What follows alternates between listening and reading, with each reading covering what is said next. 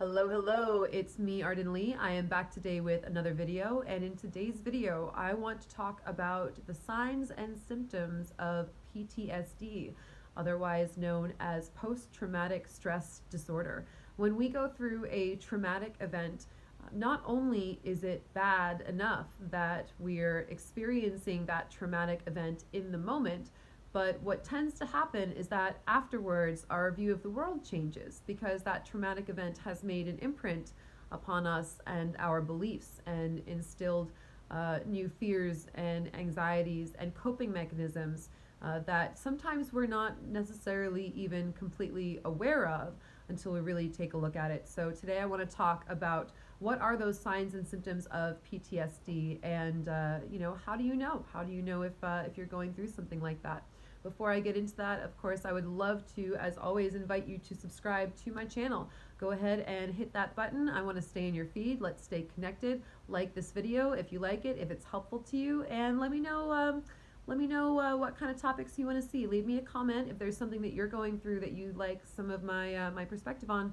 I would be happy to do that for you. Here on my channel, I love to talk about the ways that we can change our focus and our views on the world, that we can hack our beliefs in order to create our realities from a place of empowerment.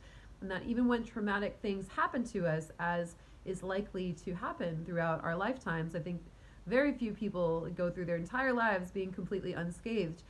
We want to be able to bring that mindfulness to it and that awareness to it so that we can start to heal ourselves. We can start to gain our power back, and we can start to move on with our lives. Certainly, it's not our fault that those things happen to us in the first place.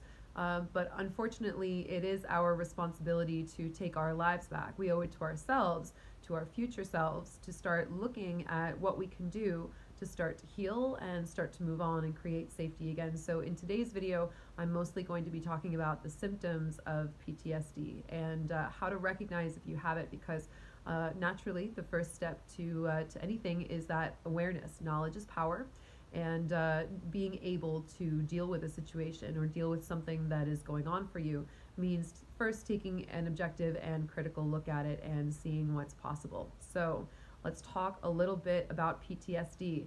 As I've said before, it's bad enough that we undergo trauma, but it's really not just about the trauma that happens in the moment. It's also the way that it shapes and affects our worldview going forward. I look at some of the traumas that I experienced earlier in my life, and while certainly they were horrible, there were years that I really thought, before I really understood the complexities of PTSD, there were years that I really thought that just because the experience was over, that I was over it, and that it didn't need to be addressed, and that, oh, it's in the past, whatever, I'm fine.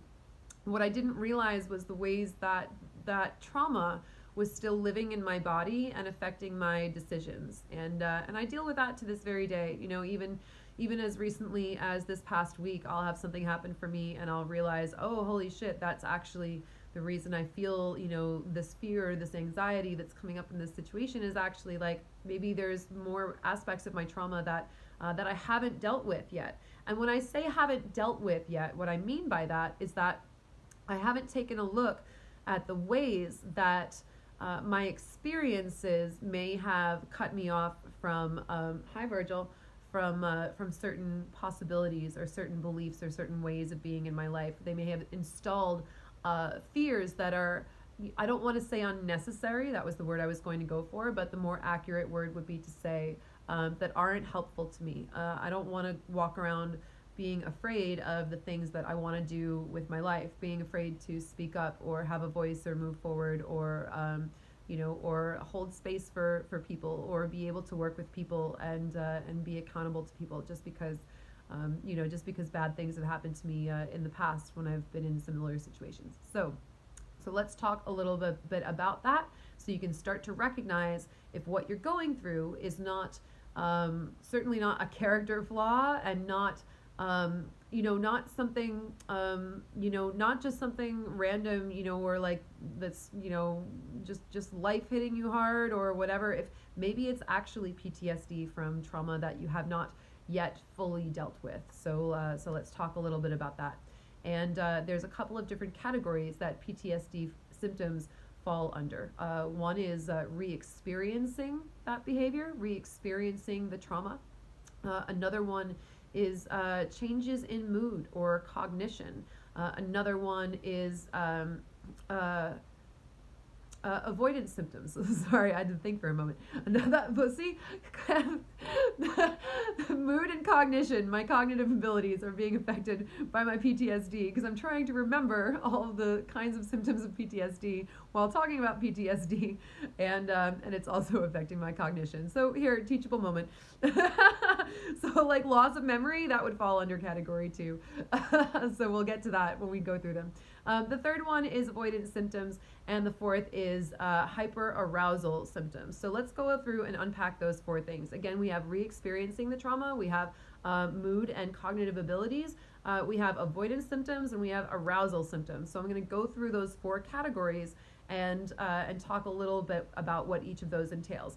Very few people fall into only one category. You're going to usually see sort of a hybrid, a conglomeration, or a cluster, as they like to say, a cluster of symptoms. So you do not need all of these symptoms to qualify for PTSD.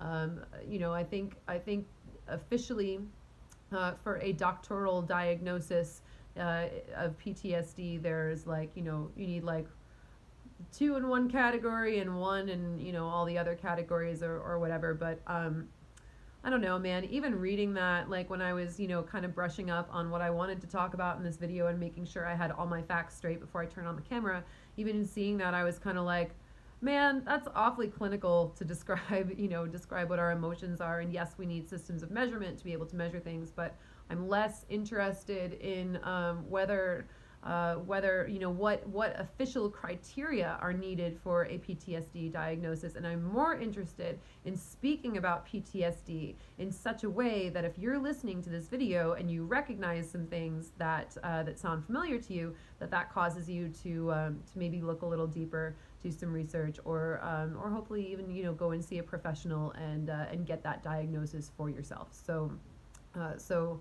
So without further ado, let's talk about what some of those things are. The first category, as I mentioned, is called re-experiencing symptoms.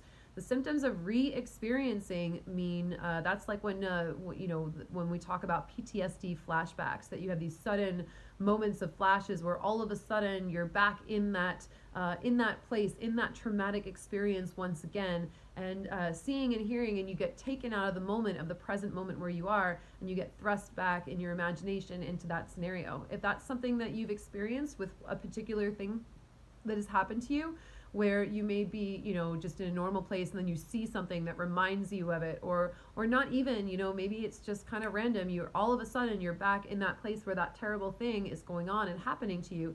That may be a PTSD flashback. You also don't need to completely dissociate from your body and feel like you're in that trauma again to experience the next symptom in that category, which is invasive thoughts.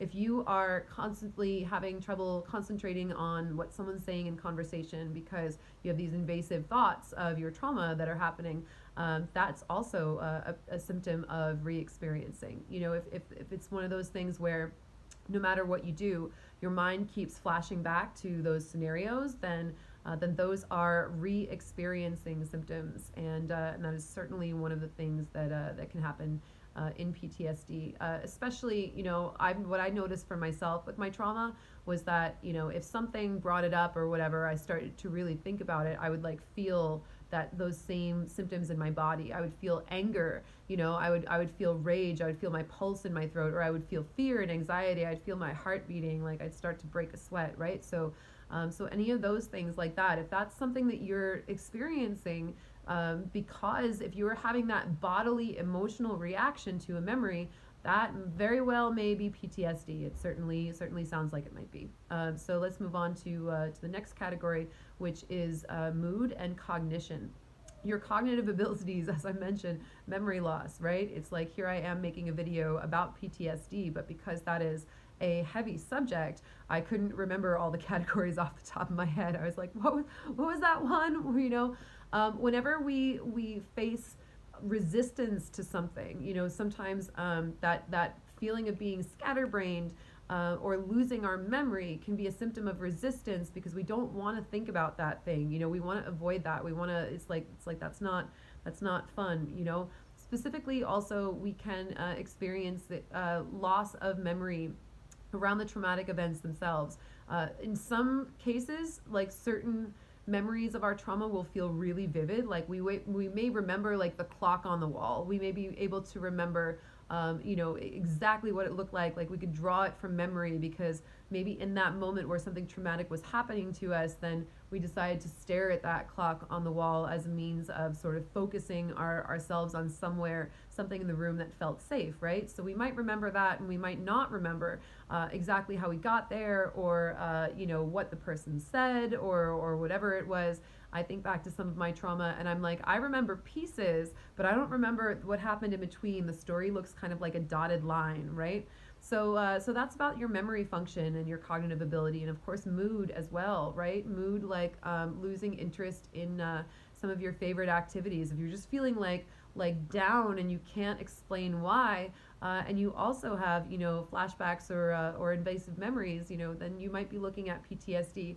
PTSD is not just about having something traumatic happen to you, but it is also about the way that kind of gets stored in your body and starts to affect you. So feeling grumpy, feeling irritable all the time for no reason that you can really explain, that can certainly be a PTSD symptom. So mood and cognitive ability also fall under those categories.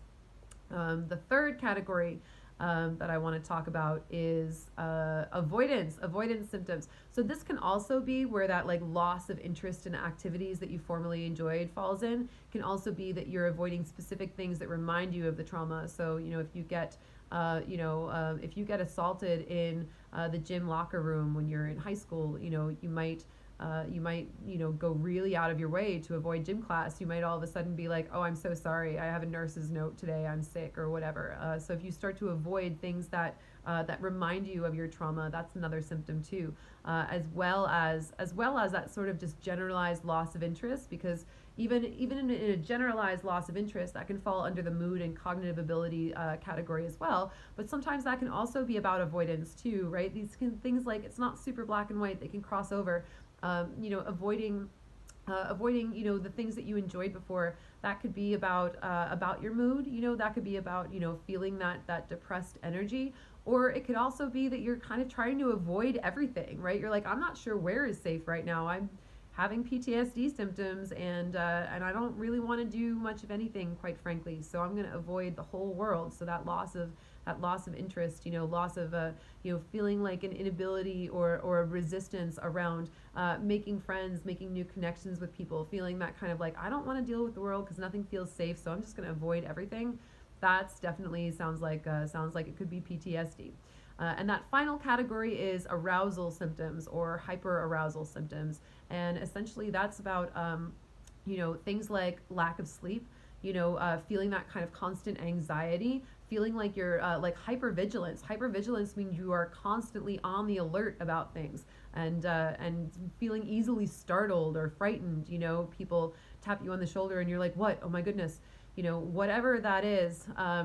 I remember actually one time I went to give someone a compliment, and and I was like, I tapped them on the shoulder and I was like, hey, are you involved with XYZ? And they were like, yeah. And you could tell that they thought that they were going to receive some kind of criticism, or they were in trouble for something, right? And it turned out I was just I just wanted to give them a compliment or whatever. But when you notice people who do that, if you notice that, like for me, I have PTSD, and that's like, I think that's why so many of us have PTSD, that we sometimes joke about like why on earth would you call someone on the phone? Because calling someone, like when you could just send a text message, because sending a text message means we get to see right away, like, what's up. Whereas calling someone on the phone feels like, oh my God, are you about to break up with me? Who died? Like whatever. So it's, I think the fact that part of millennial culture is about not using the phone, about sending text messages instead, actually, in a way, I think it actually speaks a little bit to our sort of cultural PTSD, and that that fear that we feel, assuming that when someone calls us, that it's going to be bad news, right? So so certainly those That sort of hypervigilance, that hyperarousal, feeling like constantly on edge, that's another symptom of PTSD. So really quickly, just to recap, re-experiencing the trauma, those invasive thoughts or feeling like you have flashbacks, that's one category.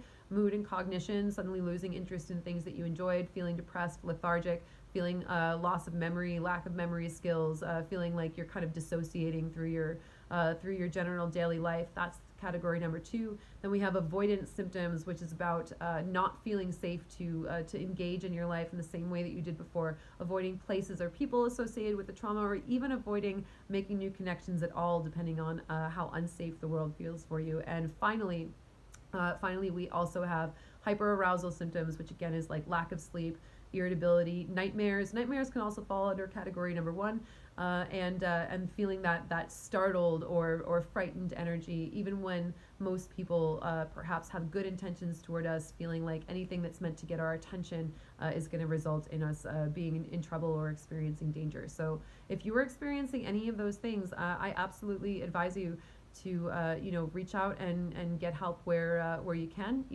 Certainly we can provide you support in my course, the Repatterning Project. While I certainly won't say it's a substitute for individual counseling from a professional, it can definitely help you to pop the hood and look at the patterns that your trauma has formed in your life, and help you to gain control over those things, put mindfulness around those things, and gain control in in rewiring those, so you can get back to that place where you feel healthy and safe enough within the world to pursue your dreams and do the things that you always love to do. So thank you guys for listening. Hope this was helpful, and go ahead and do subscribe so we can stay in touch. I would love to hear your feedback. Thanks very much. See you next time.